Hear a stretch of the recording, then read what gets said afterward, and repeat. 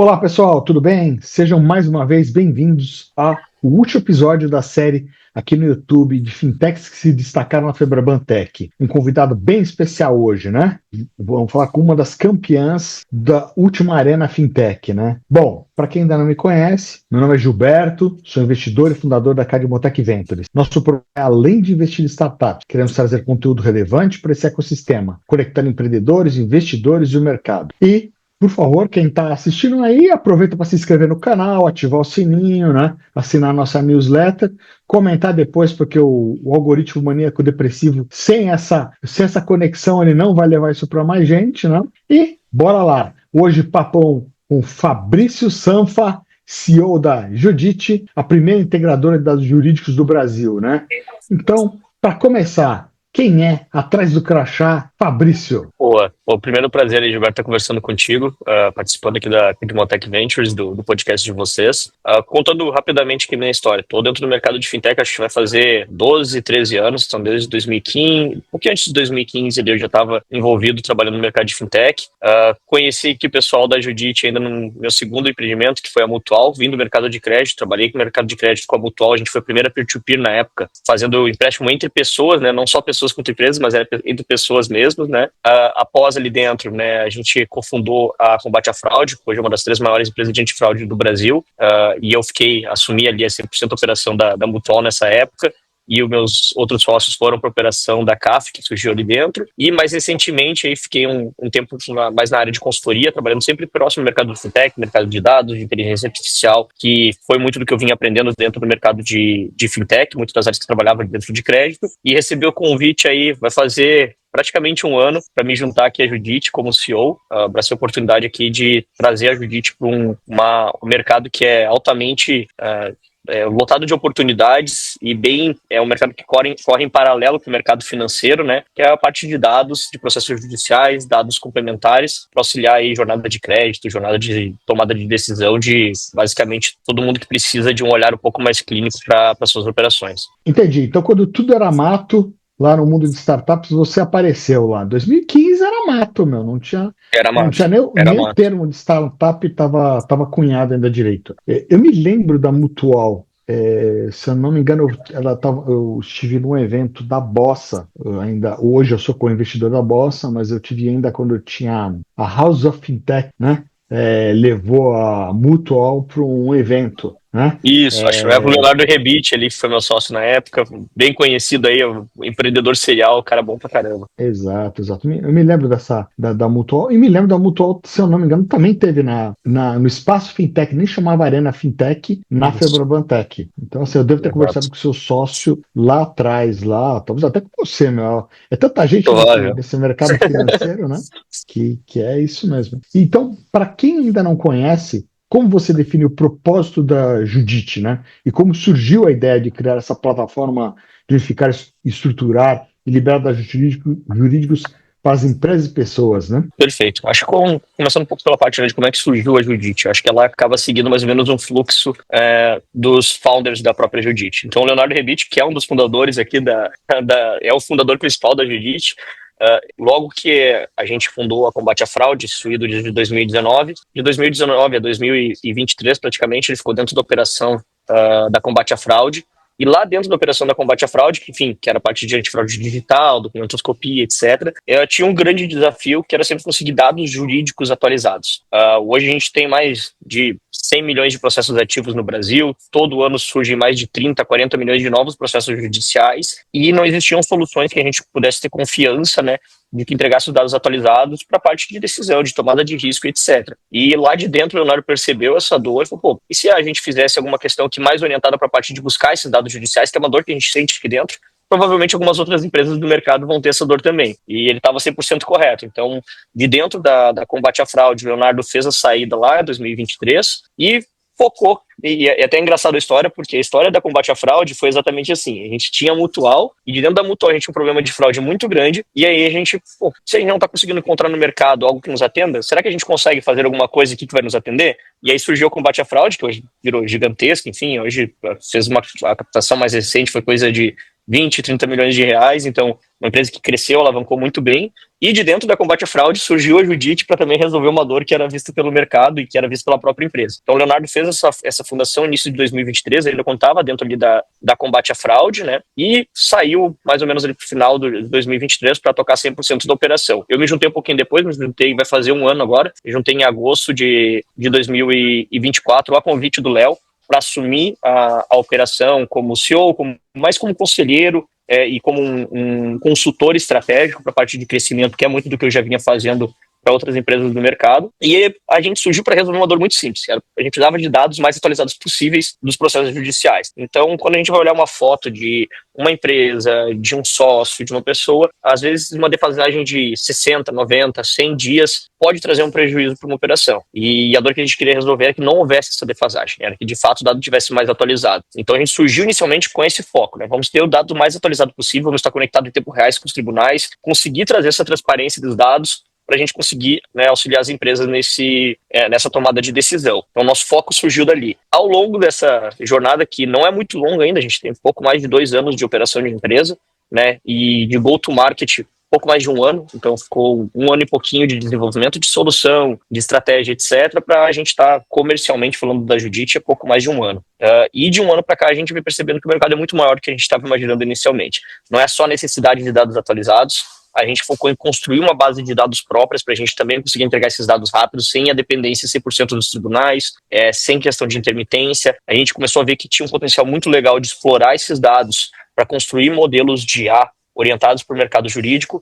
Então, o que a gente começou para entregar dados em tempo reais como propósito, a gente veio pivotando para o modelo de realmente conseguir ser, colocando de uma maneira simples que todo mundo entende, ser a AWS de dados jurídicos do Brasil. A gente quer ser, de fato, a infraestrutura, todo mundo que precisar de dados, de processos judiciais, seja para uma modelagem de IA, seja para uma tomada de decisão dentro de uma esteira de crédito, seja para treinar qualquer tipo de modelo ou para acessar essas informações, que a Judite tenha os melhores dados, tem esses dados sempre atualizados e disponíveis, organizados da maneira correta, para quem que precisar utilizar dentro do mercado consiga utilizar da melhor maneira possível, com disponibilidade, com velocidade e sem depender de múltiplos fornecedores, que era uma dificuldade que existia antes. Então, ainda existe, é um mercado, é sempre uma mudança constante, mas muitas vezes para te chegar às vezes no mesmo resultado que tu precisa hoje com a Judite, tu precisava de 3, 4 fornecedores conectando diferente, juntando diferentes informações para chegar no mesmo resultado. A gente se propôs a resolver esse modelo, entendeu que o que a gente tem feito é, de fato, construir essa infraestrutura, né, padronizar, organizar, normalizar todos esses dados para que fique fácil não só para empresas, mas também para pessoas consumirem essa informação e terem transparência, terem acessibilidade a dados jurídicos, seja para qual aplicação eles forem utilizar no seu dia a dia. Perfeito. Entendi. Então você, primeiro, é uma história que você vai por passos, né? Veio a Mutual você entendeu toda uma dor que é complexo a questão de fraude, vocês pivotaram, fizeram combate à fraude, alguns sócios migraram da Mutual para combate à fraude, e aí o Leonardo, que fez essa migração, em algum momento ele entendeu que, ele começou a ver outro problema, que era a falta dos dados jurídicos, pivotou de novo e criou a Judite, e aí depois de um ano desenvolvendo o produto, ele pegou e falou, deixa eu chamar o Sanfa aqui, o Sanfa, vem cá, vamos junto aqui entrar nessa confusão aqui, vamos criar essa AWS jurídica. Exato. Uma pequena pesquisa aqui, a gente levantou que são 84 milhões de processos ativos em 2024, né? Que exige esse altíssimo custo operacional, múltiplos sistemas, tribunais, falta de padronização, né? A gente sabe que, por mais que se fale hoje que evoluiu os processos jurídicos, ainda tem muito problema, muito desafio, né? E eu queria, assim, 2 pontos, saber de você, as dores mais críticas, né, que vocês enfrentaram nesse processo, né, e como você está atacando essa falta de padronização, lentidão, né, de acesso, né, nessa jornada. Qual foi o pulo do gato, né, se puder falar, né? Não, com certeza. Acho que um dos pontos principais disso é que, de fato, tem o sistema jurídico, ele vai, por a gente ser uma federação de uma maneira geral, a gente tem diferentes tipos de velocidades dentro de cada estado, dentro de cada entidade, dentro de cada esfera do ambiente jurídico. Isso acaba impactando de uma maneira completa. Então, hoje, não é só 90 tribunais, por exemplo, que a gente tem. Nós temos 90 tribunais e a gente tem mais de 20 sistemas diferentes dentro dos tribunais. Então, às vezes, para te entrar no mesmo tribunal, por exemplo, no Rio Grande do Sul, tu tem 3 sistemas diferentes que te dão acesso a níveis diferentes de informação e que eles padronizam e tratam essas informações de maneiras diferentes. Uma você consegue, por exemplo, ter acesso aos autos processuais, no outro você não consegue. Num você consegue ter informação a respeito das partes, nos outros só da movimentação. E essas informações, quando o advogado, por exemplo, vai buscar essas informações, ou mesmo quando não é o caso do advogado, é uma empresa de antifraude, ela não tem necessariamente um exército de advogados lá para fazer essa busca, ela precisa disso daí ser feito de uma maneira automatizada. E hoje, apesar dos tribunais terem evoluído, eles terem APIs, eles disponibilizarem uma parte dessas informações, ainda contém diversos erros. Então, o que a gente entendeu? Que não era só necessário permitir o acesso, né, facilitar esse acesso, criar essa camada de consulta, mas também validar essas informações. Então, às vezes, dentro do próprio tribunal contém erros, e a gente precisa de entender ao longo dessa jornada que não é só aceitar 100% da informação que vem, né, dos tribunais, mas também tratar essas informações com o que mais a gente conseguir juntar de informações do mercado. Então, conseguir classificar uma parte corretamente, conseguir entender como que uma estrutura se comunica com a outra, complementar, às vezes, imagina para um advogado, para ele ter uma informação completa, ele precisa visitar 3 sistemas diferentes, é coisa de 20 minutos, 15 minutos que ele vai perder no dia para pesquisar uma mesma entidade para ter as informações completas. Então, a gente consegue automatizar essa rotina de pegar de todas as fontes, unificar e trazer. Olha, isso daqui é a verdade que está sendo mostrada sobre essa entidade, seja uma pessoa, uma empresa, ou seja sobre um próprio processo judicial.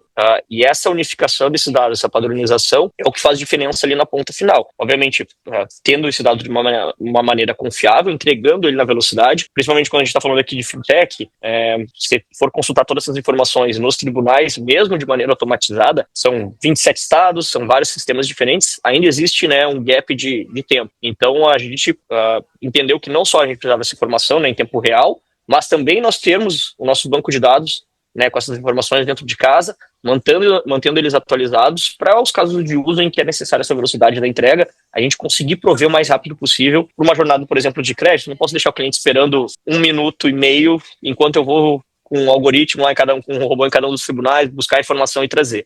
Preciso que eu já tenha isso dentro de casa. E a informação que eu tenho dentro de casa, eu não posso que ela esteja com 30, 20 dias de defasagem. Eu preciso que ela esteja 5 dias. Porque se ela for, por exemplo, banco, uma grande empresa, pode mudar a situação de uma recuperação judicial ou não do dia para a noite. Então, mesmo quando ele está buscando essa informação dentro do meu banco, eu preciso ter ela o mais atualizada possível para que ele não seja pego por um imprevisto, ou, por exemplo, um fraudador que sabe que está entrando uma empresa que está entrando num processo de falência, de repente chegar em diversos bancos e começar a solicitar crédito e essa informação não está 100% atualizada. Então, a gente foi por esse escopo geral.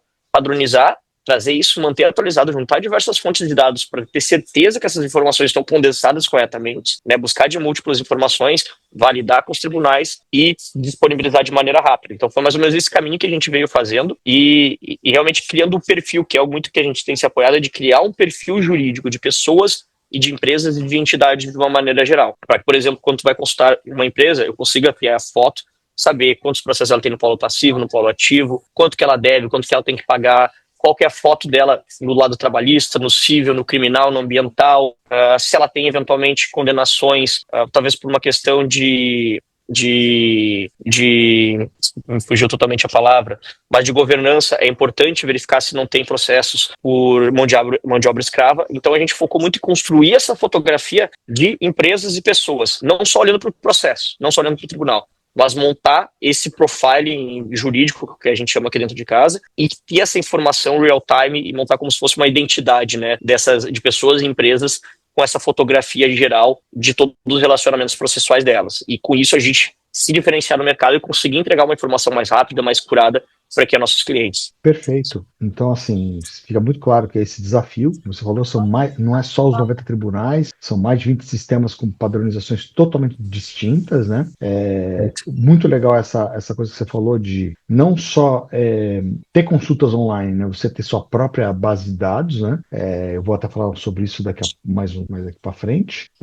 Fundamental, você criou um recurso fundamental que foi validar esses dados, né? Ou seja, como você falou, ainda tem o problema de que tem dado, mas às vezes você tem que criar outras mecânicas para validar se o dado está correto, né? Porque acontece realmente por ter muito processo manual, a gente acredita que o tribunal é fácil isso acontecer, né? Quem já tem experiência em processo jurídico sabe que muitas vezes o juiz pede vistas e tudo mais por causa disso, porque tem, né, advogados, recursos, porque não tá atualizado. Assim, bem interessante mesmo, né? E agora, legal também que você traz esse perfil jurídico da empresa, né? Não é só o ativo, né? O ativo e passivo dela, né? Isso também é uma sacada Exato. interessante. Exato. Pesquisando aqui da Judite, né? Do que você tem de matéria disponível, né? Eu levantei aqui, tem o Data Lake hoje com mais de 300 milhões de processos, monitoramento diário de mais de 150 mil processos, isso explica muito a questão de ter repositório atualizado, né? 20 milhões de requisições mensais e vocês chamam de uma Single API Connection para simplificarem as integrações, né? Com essa Perfeito. infraestrutura toda, né? Ou melhor, como essa infraestrutura toda, né? Ajuda esses clientes de diferentes setores, como bancos, fintechs, seguradoras, escritórios, fundos, né? Os fundos de investimentos cada vez mais, né?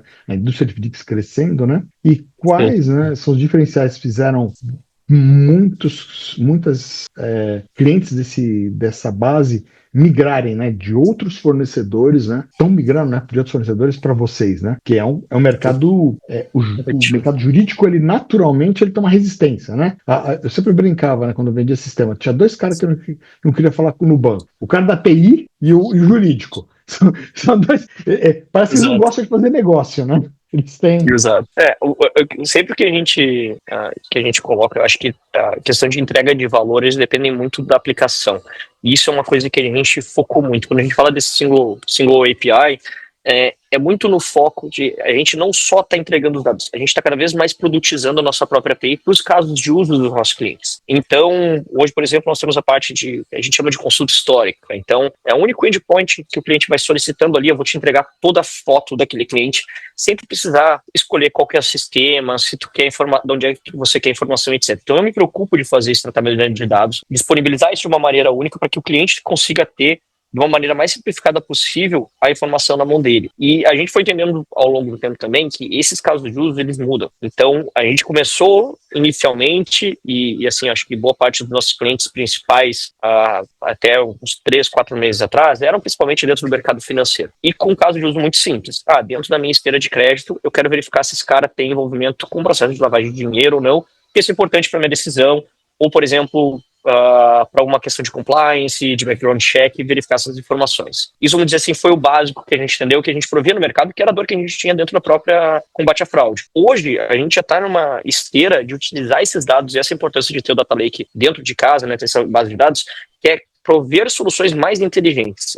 Então, hoje, o que a gente consegue fazer para alguns clientes? A gente consegue acompanhar determinados tipos de movimentações processuais, identificar previamente. A gente tem uma plataforma só focada no mercado de precatórios, que a gente chama de miner.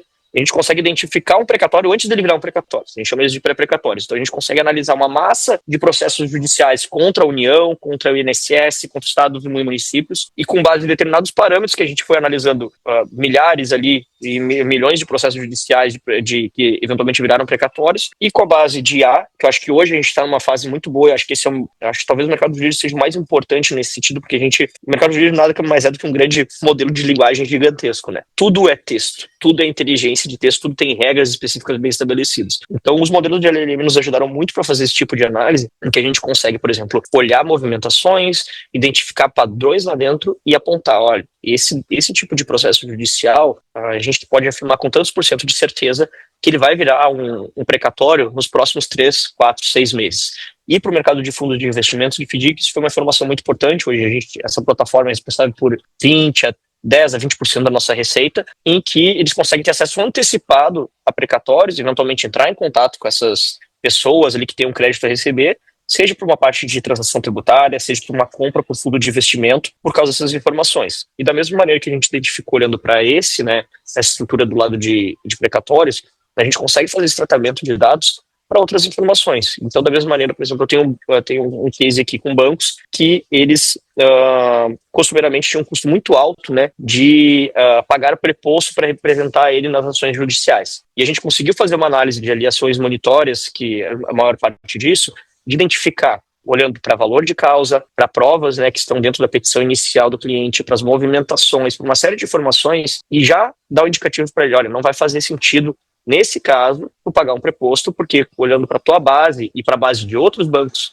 também, que a gente consegue ter essas informações dentro de casa, esse daqui é um caso perdido. É muito mais fácil tu lá na frente fazer um acordo, vai ser mais barato do que tu, eventualmente tu disponibilizar um escritório de advocacia para defender, etc. Então procura o acordo antes, do que de fato fazer uma contestação e entrar. Então a gente foi descobrindo outros casos e outros usos que estão agregando muito mais valor para os nossos clientes, e essa é a nova onda onde a gente está se posicionando, é atuar mais como não só como uma parte de prover os dados, mas como um próprio conselheiro jurídico. Então, o cliente passar para a gente a demanda, explicar o que eles precisam fazer a nível de inteligência de dados, seja para otimização de custo, para redução de despesas, e a gente trabalha junto para entregar, tentar o máximo possível fazer uma análise preditiva do processo judicial para entregar mais valor. Não só entregar o dado bruto, mas entregar uma análise que vá, de fato, ali mudar um pouco a realidade desse nosso cliente, fazer ele economizar, seja com prepostos, com escritórios de advocacia, seja numa negociação, numa intermediação, enfim, de uma maneira geral, gerar inteligência, além de simplesmente entregar os dados. Muito boa essa explicação, Fabrício, porque fica muito claro esse diferencial de vocês, né? Ou seja, você reforçou bastante isso, né? Não é só prover os dados, né? É realmente ser um consultor jurídico, ser preditivo, né? Acho que os exemplos que você deu,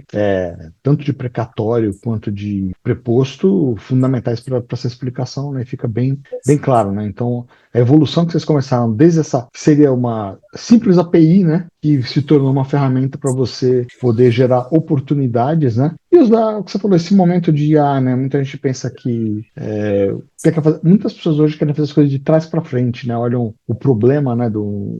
Falam, não, isso aqui eu aplico a IA, vai responder automático, sozinho e tal, mas não conhece os processos, né? É uma evolução de processos para você chegar na ponta final, né? E só de você Eu tenho a vantagem de ser formado em Direito, apesar de eu nunca ter exercido necessariamente a profissão. Então, acho que esse foi um dos motivos que o Léo me convidou na época. Ele falou, cara, tu já manja desse mercado, a gente precisa de alguém que tenha conhecimento jurídico. Mas isso, acho que é uma das partes principais. Acho que a gente não está vivendo uma hype de IA, como houve muitas outras hypes. A gente teve hype de blockchain, que tudo parecia que virar, e foi importante, mas não virou. Eu acho que o que a gente está vivendo agora nesse lado de IA é de fato divisor de águas. Essa questão de predição de processos judiciais é uma coisa que está engargalada há 30 anos. Existem N modelos, escritórios que trabalham com isso, sem nunca ter tido uma decisão final, não ter um nível de assertividade grande. É a primeira vez que a gente está olhando para esse mercado e falando, tem realmente como sair do outro lado com muita inteligência e resolvendo o problema de verdade, aplicando inteligência artificial de verdade dentro dos processos. Então, acho que, obviamente, estou olhando para dentro do mercado jurídico, mas acho que isso daí vai se aplicar basicamente todo o resto das verticais de fintechs e de lawtechs. Tá dando para fazer muita coisa muito mais rápido, muito mais fácil do que era feito anteriormente. Contanto que tu tenha tanto dados da maneira correta, quanto a inteligência dentro de casa para saber o que tu está buscando. Sim, uma vez eu fui numa palestra e justamente o palestrante citou isso, né? Você tem 3 estágios, né? O hype, toys and tools, né? Assim, primeiro é o hype, né? Depois aquilo que é hype vira uma brincadeira, né? Todo mundo fica brincando com o tema, né? Isso, imagina quantas a gente ouviu, não só que foi na parte cripto, na parte blockchain que você falou, na parte metaverso, né? E AI, na verdade, o hype foi mais atrás, né? Teve um hype de AI que não decolou, mas houve o exercício, né? E já tem alguns anos que, principalmente na AWS, né? Já era muito consolidado de startups usando, né? Modelos de machine learning, né? A coisa já estava acontecendo. O ChatGPT em 22, eles gera aquela explosão, né? De uso, né? Usabilidade, né? Mas já não era mais nem hype nem toys, né? Era o caminhar para tools, né? Que é o que é hoje, né? Hoje é uma ferramenta, né? A questão é as pessoas terem essa compreensão, né? Que é você tem que educar todo mundo, né? Educar as empresas, educar no uso, né? Não é do final para o começo, né? Você não pode chegar e falar, não, minha empresa tem que entregar isso aqui em AI e tal, mas se é empresa, né? Se as pessoas não estão conceituadas nisso, no uso da ferramenta, também não flui, né? Aí a coisa não vai no caminho, né? Bom, pesquisando também, né, tecnologias, né, aplicadas aí da Judite AI, né, você vi que vocês têm alguns outros produtos aí que você cita bastante no seu material, né? Judite Autolegal, Judite Connect, Judite Dashboard, né? Perfil jurídico para Scoring Compliance, né? Você está há 2 anos, né? Quando eu olhei o seu material, fiz a pesquisa, você está uns 10 anos aí, né? Aqui, né? E aí, isso já que você entrou na esfera da inteligência artificial, eu queria que você desse uma reforçada aí, né? Como que a inteligência artificial está entrando em todos esses processos, né? E como está ficando a LGPD, né? Que é outro... Perfeito. Hoje, muito do que a gente tem utilizado, e é a lógica que nós temos aplicado aqui dentro é de, vamos dizer assim, não substituição. Então, a gente não está em um caminho muito de geracional de utilização da IA para, de fato, ser uma parte generativa narrativa, a nível de texto, de modelo de petição. A gente sabe que tem várias aplicações, isso é muito bacana. Tem empresas, né, que são clientes da Judite que utilizam esses modelos, né? Então, por exemplo, utilizar para geração de petições, de documentos, etc.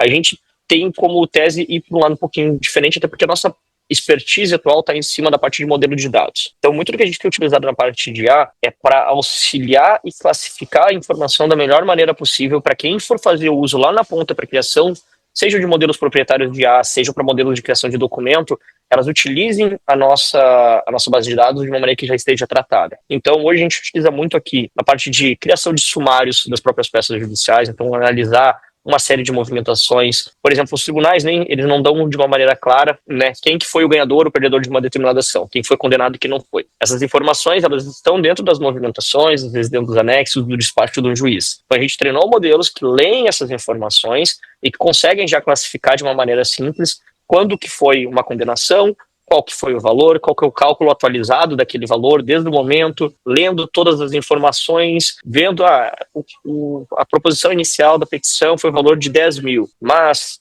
no dia 15 de junho teve essa movimentação que o juiz corrigiu por XYZ, tararara.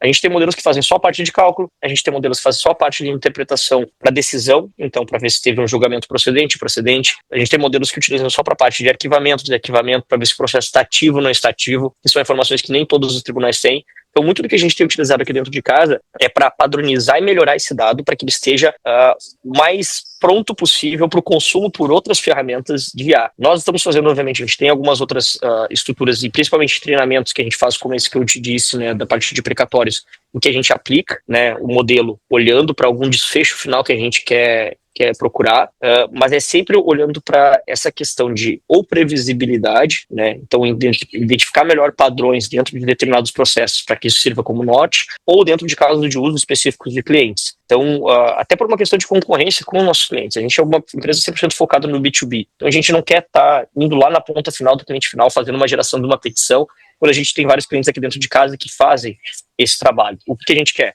Utilizar a IA para facilitar quando esse meu cliente for utilizar o modelo dele, ele já tenha tudo padronizado bonitinho. Então, é muito isso. Eu quero que o meu banco, o nosso foco, cara, nosso banco de dados tem que estar perfeitos, as informações têm que estar muito padronizadas e elas têm que estar no formato que o modelo de linguagem, um modelo de LLM, o modelo de IA, ele vai conseguir ler muito facilmente isso para gerar a resposta mais rápida, com o menor uso de token possível pelos nossos clientes. Então, a gente está se posicionando realmente como uma questão de infraestrutura e de base, criando aplicações que sejam orientadas para essa parte de mais análise de massa de dados e para quando, obviamente, o cliente chegar aqui e falar, Fabrício, vocês conseguem me identificar se esse processo aqui, por exemplo, eu já tive uma condenação? Não, eu já consigo. Eu não vou fazer uma geração numa petição, não é esse o nosso ponto final, não quero entrar nessa parte, mas eu quero que qualquer outra tendência ou informação a respeito de um processo ou de uma entidade de tribunal consiga perguntar para mim e eu tenha isso porque eu já tratei esses dados. Então hoje eu consigo ter uma visão quando a gente fala de profiling, não consigo prever o futuro sem entender o passado. Então primeiro a gente cria o perfil jurídico de pessoas, advogados, juízes,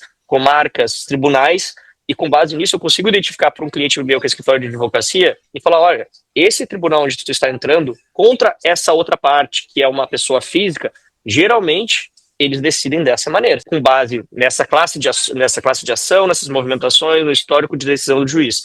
Então eu entrego inteligência para que ele olhe para esse perfil e ele consiga tomar decisão lá na ponta, independente da maneira que ele for utilizar. Então é muito nesse caminho que a gente tem ido, de realmente ter essa compreensão total, ter esse perfil total do mercado e entregar essa inteligência de fato, qual a resposta que tu quer ter olhando para um processo judicial. Se eu tiver massa de dados suficiente, eu vou ter feito uma análise, eu vou conseguir te responder perguntas sobre aquele processo ou sobre aquela entidade, seja uma pessoa, uma empresa, um juiz, um defensor, uma comarca de uma maneira geral. Entendi, fica bem claro na resposta dessa pergunta o que você falou lá no início, né, de ser a AWS jurídica, né, a sua preocupação, né, em estar padronizando dados, higienizando eles, deixando eles de forma realmente estruturadas para os LLMs serem mais eficientes e efetivos, né.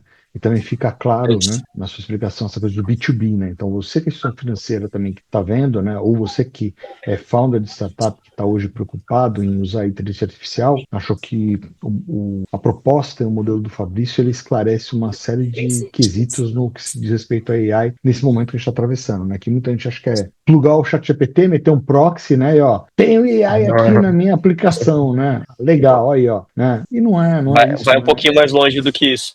Ajuda muito.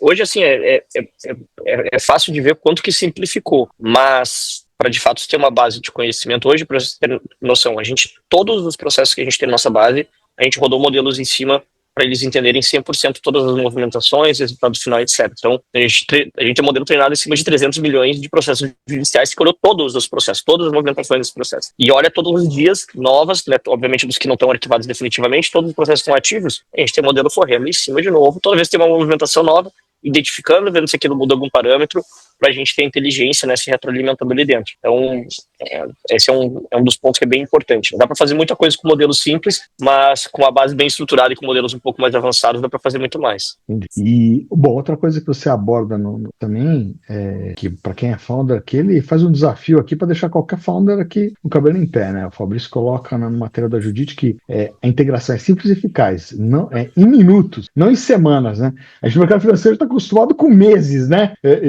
O Dudu faleceu, você está falando que minutos. Então, como é esse típico processo seu de conectar ao Judite aos sistemas legados, né? E como se lidam, porque o nível de maturidade a gente sabe que não é. Você mesmo falou, são mais de 20 sistemas aí espalhados em diversos tribunais, mais de 90 tribunais. Então, como você faz para poder bater no peito e dizer, eu faço isso aqui em minutos? Perfeito.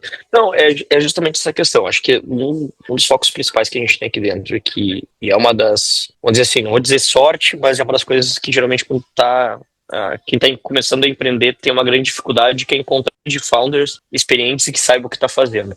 O Leonardo é um cara excepcional em encontrar gente boa. Então, o time aqui da Judite, o nosso CTO, que é o Marco, o cara que tem 30 anos de experiência em banco de dados, em construir soluções para o mercado de B2B. Todo o nosso time tem uma experiência, não são first-time founders. Pessoal que já tem alguma experiência em empreender, e principalmente dentro da área de tecnologia. Então, teve muito aprendizado aí de erros do passado que foram aprimorados para a situação da agora. A gente entendeu também que a maior parte dos players do mercado, a gente é muito novo. A gente fez em 2 anos coisas que nossos concorrentes têm uma média de, acho que o mais novo deve ter 7 anos. O mais antigo deve ter 25, 30 anos, que eu acho que é do Brasil.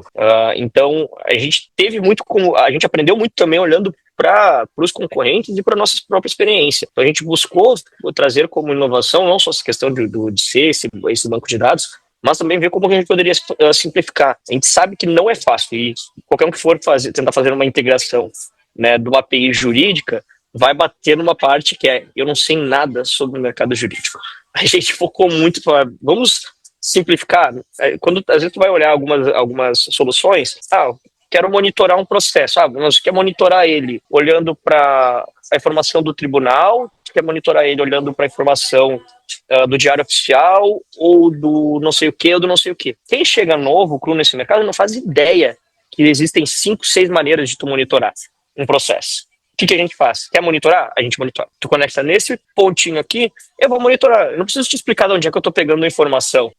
Claro que às vezes tem uma vantagem de um e de outro, para alguns usuários mais avançados, a gente tem documentações muito mais avançadas. Mas a grande realidade do mercado, principalmente no momento de crescimento do mercado jurídico até agora, acho que até teve estudos mais recentes falando que o mercado de law tech está sendo os mais impactados pela IA, tem muita gente querendo construir com ideias muito legais, mas não tem um conhecimento profundo do mercado jurídico. Então, trazer essa complexidade da estrutura e do mercado judicial para dentro não ajuda. Então a gente focou muito em simplificar. Como que a gente pode traduzir tudo que o pessoal conhece, tudo que para o advogado pode ser simples, mas que não é simples para alguém de uma área de tecnologia que construiu uma startup. E da mesma maneira, o que eu posso traduzir que uma coisa que é simples para alguém de tecnologia não vai ser simples para alguém do mercado jurídico. Então, o nosso time aqui hoje de CS e de integração técnica, ele é composto basicamente de advogados e equipe de tecnologia. Quando o cliente vai fazer o onboarding, tem alguém para explicar todos os conceitos, ajudar a pensar num viés de negócio, de como desenvolver a solução, mas também tem o conhecimento técnico. Então,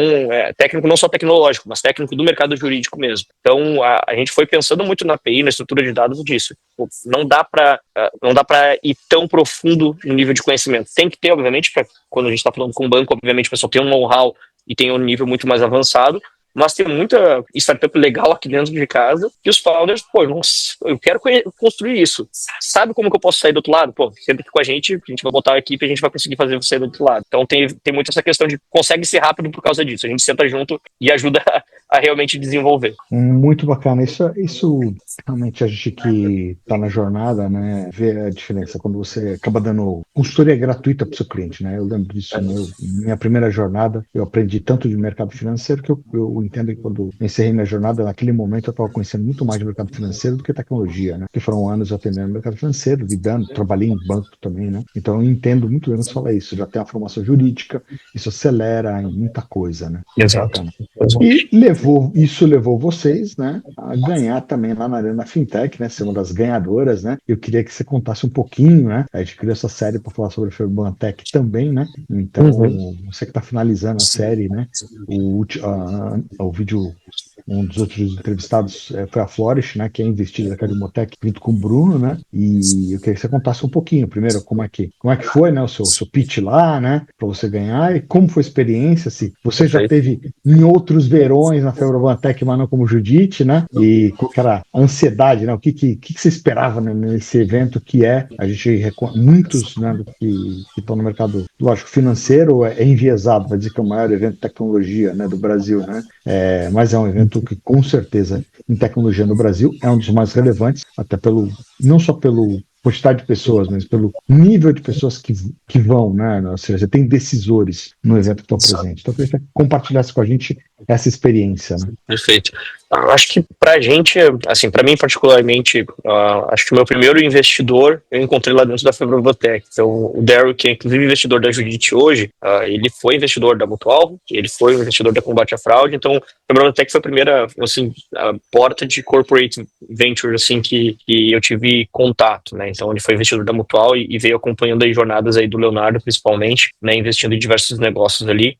Então, foi ali mais ou menos que eu tive essa interação. E acho que desde a época de Mutual, isso daí, 2017, 2018, a gente vem participando sempre. E quando tu é fintech, obviamente, tem um peso gigantesco, né? É muito importante ter selecionado para estar lá, né? A gente sabe que vários se inscrevem para ganhar o stand, né? Para ter a oportunidade de ser selecionado já é o label que pra gente é importante. No caso de Judite, ainda é mais importante ainda, porque a gente era a única empresa não fintech, eu acho, de todo o local. A gente tinha, obviamente, algumas outras soluções de combate à fraude lá dentro, de algumas soluções, né, de crédito, de score, de risco, mas a Judite era a única que a gente olhava para o lado e falou, pô, a gente está provendo serviço para todo esse pessoal aqui dentro. Então, para a gente é muito legal pelo sentido de sermos meio, vou dizer o patinho feio, mas a gente é muito diferente de todo o resto. Então, ter sido um dos ganhadores ali da Febrabotecs, tendo um case que não é um case principal, um case paralelo dentro do mercado de mercado financeiro, né? A gente é uma solução que complementa as soluções financeiras. Então isso, tem um valor muito legal mesmo, ainda mais uma empresa jovem. A gente recebeu investimento ainda em 2023, de lá para cá a gente veio vendo praticamente bootstrapping após esse investimento, então focando muito no racional de crescimento. Então esse tipo de reconhecimento, de ganhar uma competição, de ver que a gente está meio carimba, a gente tem essas teses, algumas coisas estão funcionando bem, outras não estão tanto, mas a gente apresentou a tese aqui principal da empresa e a gente ganhou, então significa que a gente está indo para o caminho certo. Acho que esse é um dos pontos principais de estar lá e ser premiado, além, obviamente, de todas as portas que abrem, né? Então, que a gente vai ter oportunidade, enfim, de conversar com diversos bancos, de construir cases junto com eles, mas acho que um dos pontos principais é realmente esse carimbo. Para a equipe interna da Judite foi muito valioso, assim, voltar para casa com um troféuzinho, o pessoal assim, pô, a gente sabe que a gente dá suporte praticamente 24 horas, tem sempre alguém do time executivo acordado ali em algum horário, o pessoal, pô, vocês não dormem? Cara, não, parece que a gente não dorme.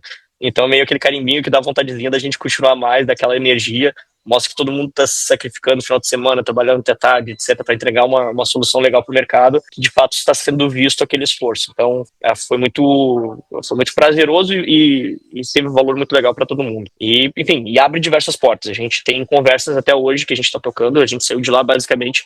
Saímos do evento com a intenção de voltar para casa, a gente ficou ainda 3 semanas viajando, diversas pessoas da empresa, para cumprir todas as agendas que a gente fez durante a Febraban. Então, foi realmente muito, muito legal, muito oportunidade incrível de estar lá dentro. Bom, acho que quem está ouvindo que é founder, né, e tem dúvida ali na Febraban Tech, fica bem claro aí que não dá para faltar, né, Sanfa?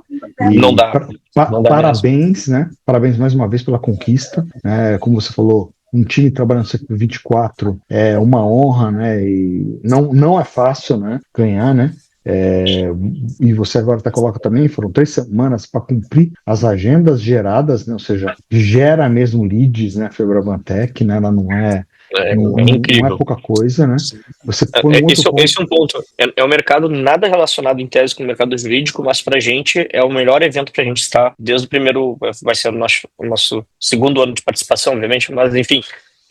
É de longe assim o que mais traz um de retorno para a gente interessante, essa questão da própria Febraban Tech. Sim, e como você disse, né, também, ser selecionado já dá um stamp, né, já dá um selo lá, né, de, pô, eu tô na Arena Fintech. Não é para qualquer um estar lá na Arena Fintech, que é, né, de novo, né, é um evento super importante. Eu só não concordo com uma coisa com você, tá? Acho que Fintech, ponto, você tá atuando no mercado financeiro, tá conectado a FDICs, bancos, é isso, ser Fintech não quer dizer que tá emprestando ou está gerando investimento, né? Tá provendo solução, né? Faz sentido. Eu sou investidor também, co-investidor da Bossa, né? Lá no Pool Fintech, né? Lógico, meu portfólio também é muito focado em fintechs, apesar de ter algumas coisas fora do mercado de fintech, mas é isso. Você tem a startup para disruptar, né? Que cria algo novo, totalmente diferente, e digitalização, né? A gente sabe que 98% das startups são digitalizando processos, né? Criando formas desses processos que já existem serem efetivamente melhores, né? Elas não criaram um modelo novo. Não é todo mundo que vai ser o Uber, que vai ser o Airbnb, né? Que vai ser o que a AWS criou com as nuvens. Né? E tem que estar em paz com isso, senão às vezes corre erros desnecessários. Às vezes a inovação está em melhoria de processo, não em criação nova. Exatamente. Falou tudo, tem que estar em paz mesmo, né? Você tem que buscar o seu propósito da melhor forma possível. Não precisa ser a ideia que vai mudar o mundo inteiro, né? Estamos chegando no final, Fabrício. Eu agradeço aí você ter aberto a agenda para bater esse papo aqui, né? E eu queria agora você deixar só suas últimas palavras aí, como o público te encontra, né? Principalmente a turma de produtos, né? Os founders aqui, acho que assistirem vão ficar mais curiosos, né? Mas que deixe seu último recado e muito obrigado aí, mais uma vez, pelo tempo. Eu que agradeço pela oportunidade de contar um pouquinho da história da Judite. É sempre bacana conseguir falar um pouquinho mais. A agenda estava complicada, mas graças também à Febraban estava um pouquinho complicado. Então, muito obrigado aí de novo, Gilberto, pela oportunidade. A quem quiser encontrar a gente, acho que o melhor local sempre vai ser ali pelo próprio site da Judite. A gente tem uma equipe ali de vendedores e de time comercial sempre atenta, não vai ficar um minuto sem responder uma mensagem. Então, podem procurar a gente por ali. Se também quiserem me procurar no LinkedIn, Fabrício Sanfa vai estar lá também, porque fica mais fácil de me encontrar, mas geralmente pelo site da própria empresa mesmo é a melhor maneira. Sai dali, se quiserem mandar uma mensagem por lá, falar, vi o podcast, quero conversar com o Fabrício, podem mandar mensagem, o time já encaminha para mim, a gente sempre marca.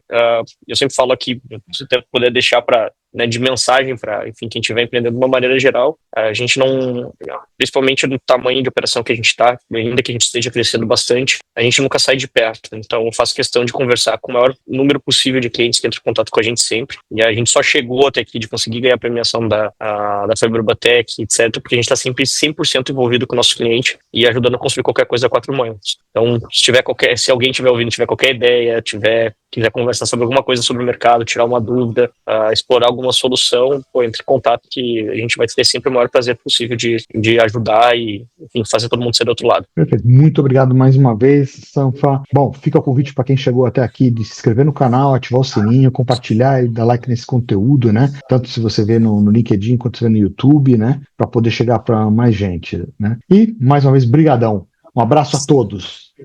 Valeu.